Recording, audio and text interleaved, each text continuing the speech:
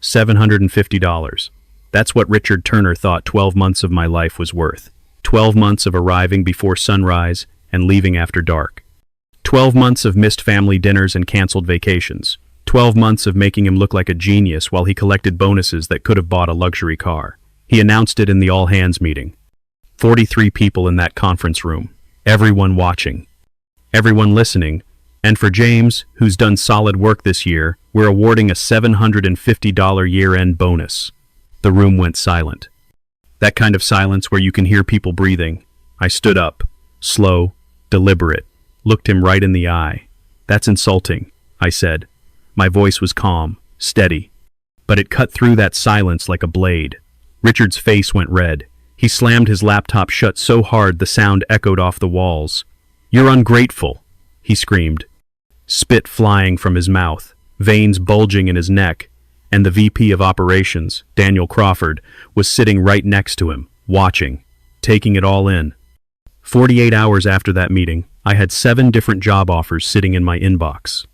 90 days after I walked out, their biggest client followed me, taking $3.2 million in annual revenue with them.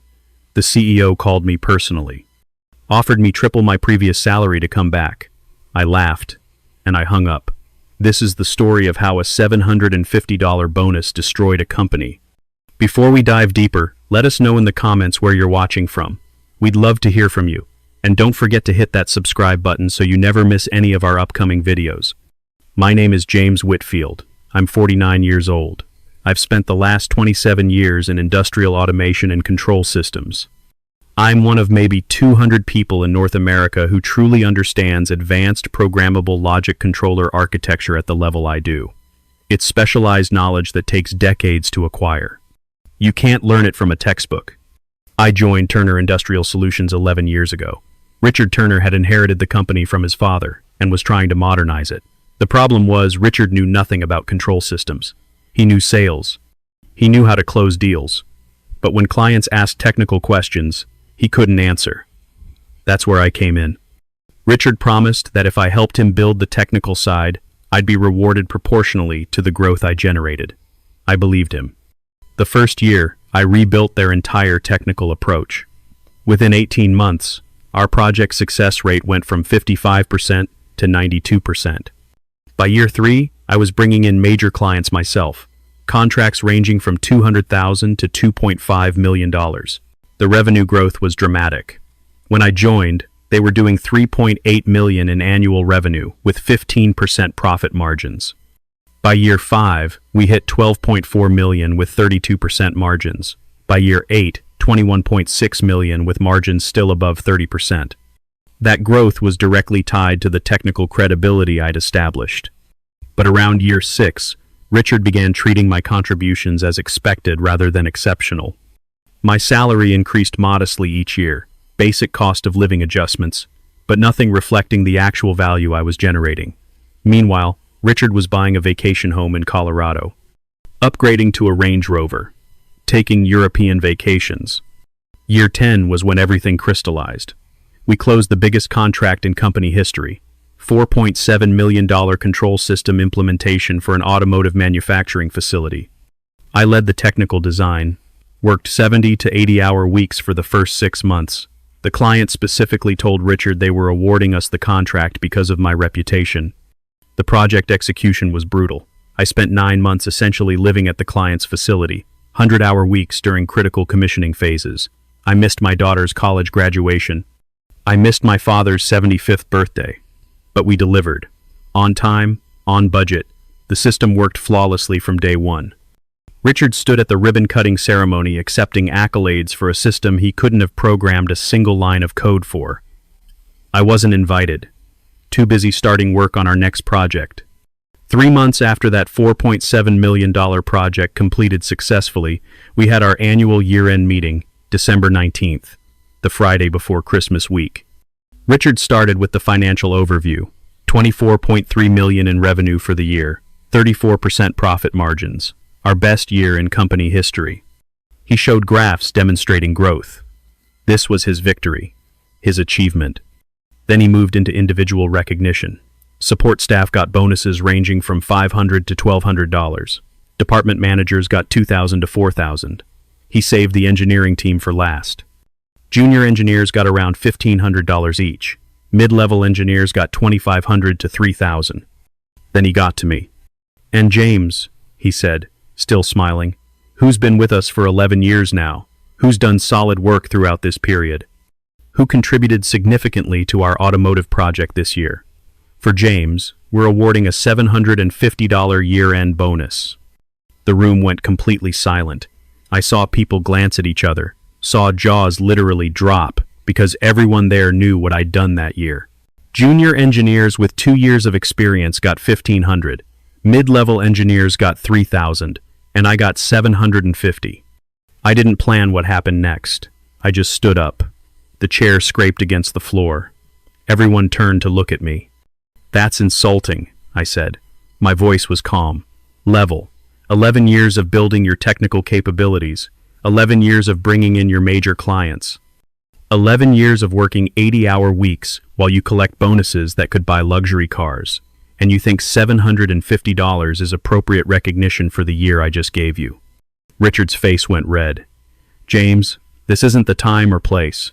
You made it the time and place when you announced it in front of everyone." I said, "$750 is insulting. It's disrespectful, and it tells me exactly how you value the person who built everything you're celebrating." He slammed his laptop shut. "You're ungrateful," he screamed, spit flying from his mouth, face going purple. "I gave you opportunities. I built your career. You needed my expertise to grow this company," I said, still calm. "And you've spent 11 years convincing yourself that my contributions were just normal employee work instead of the foundation of your entire business model." Daniel Crawford, the VP, was sitting 3 chairs away, watching this entire exchange with an expression I couldn't quite read, interested, like he was seeing something he'd suspected. "Get out," Richard said, voice shaking with rage. "We'll discuss your attitude on Monday." "There's nothing to discuss," I said. "I'm done. Effective immediately. Email my final paycheck." I walked out. Just turned and walked through that conference room while 43 people sat frozen. Out to the parking lot. Got in my truck and drove home while my phone buzzed with text messages from coworkers. I got home at 4:47. My wife looked at my face and said, "What happened?" I told her everything. She smiled. "Good," she said. "You should have done that years ago." That evening, I wrote detailed emails to every client I'd worked with over 11 years. 19 individual emails, explaining I was no longer with Turner Industrial, kept it professional. Just stated the facts. The panic hit around 9 p.m. What if I'd just destroyed my career? But around 10:30, my phone rang. Philip Brennan from Kensington Manufacturing. "I just heard you left Turner Industrial. Are you available for contract work? We specifically wanted to work with you, but Richard's quotes were way above budget." By midnight, I had 4 voice messages from different clients, all of them asking the same basic question. Was I available for independent work? By Saturday afternoon, 11 emails. By Sunday evening, 7 actual project proposals, real work, real budgets, real opportunities that had apparently been waiting for the moment I wasn't attached to Turner Industrial. One project was worth $85,000 for 6 weeks. Another was $130,000 for 3 months. A pharmaceutical company wanted me to design their entire facility automation system. Budget of $370,000. Timeline of 8 months. These weren't courtesy calls or exploratory conversations. These were clients with signed purchase orders ready to go, just waiting for me to say yes. If I took just 3 projects, I'd make more in 6 months than I'd made in an entire year working for Richard. The math was so clear it almost hurt to look at. Monday morning, Richard called me. 8:47 a.m. I let it go to voicemail. He called 3 times. Left a message half anger, half manipulation. "You're throwing away everything we've built together. Don't make a mistake you'll regret." The irony was almost funny. He was worried about me making a mistake when he'd just made the biggest mistake of his professional life by undervaluing the person who built his entire company. I didn't respond. Just focused on setting up my independent consulting business, registered an LLC, opened a business bank account, created contracts for the clients who'd already reached out. By Tuesday afternoon, I'd signed my first 3 projects. Combined value of $423,000 for 5 months of work. I'd been making $92,000 annually at Turner Industrial. Wednesday morning, Daniel Crawford called. "James, I resigned yesterday. Richard's reaction showed me the company culture is toxic. You did the right thing. If you need help building your consulting practice, I'd be interested in discussing it." That conversation planted a seed. Maybe there was an opportunity to build something bigger, something where people were actually valued for their contributions, where expertise wasn't exploited but celebrated. I filed that thought away for later. First, I needed to prove the independent concept worked. 3 weeks after I left, a junior engineer messaged me. "James, I don't know if you've heard, but the Philips manufacturing project is completely falling apart.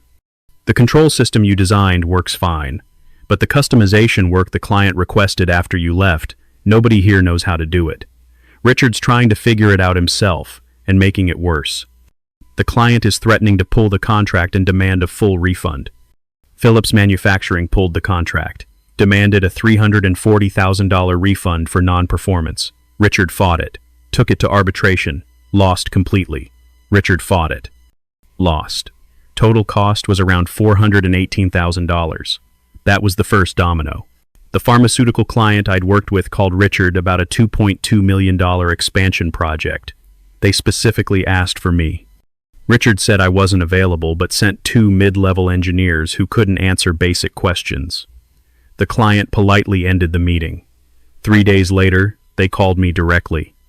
Asked if I could handle the project independently. I could, and I did. $2.2 million that should have been Turner Industrial's second biggest contract of the year walked out the door with me. The automotive client called Richard about Phase 2, another $3.9 million project. They specifically requested me. Richard told them he'd personally oversee the project. The client was direct. They didn't want Richard overseeing anything. They wanted the engineer who'd actually designed and commissioned their Phase 1 system. When Richard couldn't provide that, they told him they'd find another solution. Then they found me instead, called me directly. Asked if I could take on a $3.9 million project with an 18-month timeline. I couldn't handle something that large independently. Not yet, but I called Daniel Crawford. Asked if he was serious about building something together. We formed a partnership in August, Whitfield Crawford Automation Systems. Daniel handled operations, project management, client relationships. I handled technical design and engineering oversight. We hired 3 engineers from Turner Industrial, people I'd personally trained who were tired of Richard's management style and ready to work somewhere they'd actually be valued for their contributions. People who'd watched what happened in that conference room and realized they deserved better too. We took on the automotive Phase 2 project, $3.9 million, the pharmaceutical expansion, $2.2 million, and a power utility upgrade, $1.8 million. In our first 6 months, we booked $8.4 million in contracts. Meanwhile, Turner Industrial was hemorrhaging. The 3 engineers who joined us left gaps Richard couldn't fill. He tried hiring replacements, but word had spread in the industry about what happened, about how he'd treated his lead engineer, about the $750 bonus after a record year. Talented engineers didn't want to work for someone with that reputation. The major projects that came to me instead of him created massive revenue shortfalls. The Philips manufacturing disaster had damaged their credibility with potential clients. By November, their revenue was down 43% compared to the previous year. Richard had to lay off 18 people, close 2 of 6 regional offices, take out a line of credit just to cover operating costs. The company he'd built on my expertise was collapsing without it, and everyone in the industry could see exactly why. December rolled around. Exactly 1 year after the $750 bonus meeting, Kenneth Hartley, the CEO of Turner Industrial's parent holding company, called me. "We've been reviewing the performance situation. The company is failing without your technical leadership. We're prepared to make you CEO." Richard would be transitioned out. $275,000 base salary plus equity and performance bonuses. I thought about it for 3 seconds. "I appreciate the offer, Kenneth, but I've built something better. I'm not interested in trying to fix a corporate culture that allowed those problems to exist for years. Would you consider consulting? We'd pay premium rates." My consulting rate is $350 per hour. Minimum engagement of 160 hours. Complete technical authority with no interference. That was $56,000 for potentially a month of my time, more than half what I'd made annually working for Richard. He tried negotiating. I held firm. He agreed, but by then, it was too late. 6 months later, Kenneth's holding company sold Turner Industrial at a significant loss. Richard was let go. The company he'd inherited was absorbed into someone else's corporate structure. His name was removed from the door. Richard tried starting his own consulting business. Struggled to get clients. Last I heard, he'd taken a sales position at an equipment manufacturer. Meanwhile, Whitfield Crawford grew. 12.7 million in revenue our first full year, 18.3 million our second year. We now have 22 employees, all paid well above market rate, all receiving bonuses that actually reflect their contributions. No one at our company gets a $750 bonus after generating millions in revenue. That's not how we operate. Last year, I personally made $643,000 between salary and profit distribution. This year is tracking over $700,000. I work 45 to 50 hours per week. I have dinner with my wife regularly. I have a life outside of work. The $750 bonus that Richard thought was appropriate ended up costing him everything. That's not my doing. That's just the natural consequence of treating expertise as disposable while taking credit for it. If you're still watching, hit that like button if you've ever been undervalued. Drop a comment telling me the moment you realized you were worth more than someone was willing to pay. And subscribe so you don't miss stories about people who finally demanded what they deserved. People ask me now if I regret how it happened. My answer is always the same. Professionalism is mutual. When someone treats you with respect, you respond professionally. When someone insults you publicly after 11 years of sacrifice, you respond with honesty. What Richard did wasn't professional, it was disrespectful. My response was appropriate. The $750 bonus is framed in my office now, not as a trophy. As a reminder that your value isn't determined by what someone offers you. It's determined by what you're willing to accept. A reminder that loyalty without reciprocity is just exploitation. $750. That's what Richard thought 11 years of my expertise was worth. He was wrong. And proving him wrong, building something better, living a life where I'm actually valued, that's worth more than any bonus he could have offered. I'm James Whitfield. I'm 49 years old. My boss gave me a $750 bonus after I built his company. I stood up and called it what it was. Insulting. He screamed that I was ungrateful. I walked out. The company collapsed. The CEO offered me Richard's job. I laughed and hung up. Because I'd already built something better. That's the lesson. Know your worth. Demand your worth. Walk away from anyone who refuses to recognize it. That's how you win.